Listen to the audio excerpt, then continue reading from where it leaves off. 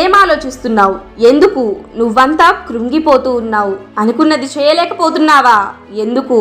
ఎందుకంటే ఎక్కడో ఒక చోట నువ్వేదో ఒక మిస్టేక్ అనేది చేస్తూ ఉన్నావు కాబట్టి దాన్ని సరిచేసుకొని ముందుకు వెళ్ళు. అంతేకాని ఏంటిది అసలేంటి జీవితం అని ఆలోచిస్తూ అక్కడే ఆగిపోకు మిత్రమా.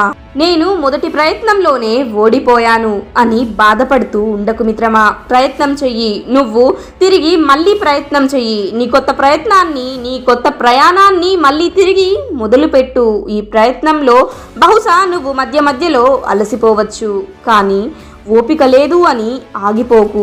అలసిపోతే మళ్ళీ తిరిగి ప్రయాణించడానికి ఏం కావాలి అని అంటే ఎనర్జీ కావాలి. ఆ ఎనర్జీ కోసం నువ్వు నీ పరిస్థితులని గుర్తు తెచ్చుకో, లేదా నువ్వు చేసే పని ఏదైతే ఉందో అది చెయ్యకపోతే నీ పరిస్థితి ఏమిటి అన్నది గుర్తు తెచ్చుకో. లేదా మోటివేషనల్ వీడియోస్ ఏదైనా చూడు, ఇన్స్పిరేషనల్ కోట్స్ వీడియోస్ ఏదైనా ఉంటే అది చూడు. నీ ఇన్స్పిరేషనల్ పర్సన్ ఎవరో వాళ్ళని చూడు, వాళ్ళని గుర్తు తెచ్చుకో. మళ్ళీ నువ్వు ఫుల్ ఎనర్జీతో ముందుకు సాగిపో. ఓడిపోయాను అని బాధపడకు. ఏదో ఒక రోజు ఈ ఓటమే నీ గెలుపుకి కారణమవుతుంది మిత్రమా, అది ఖచ్చితం.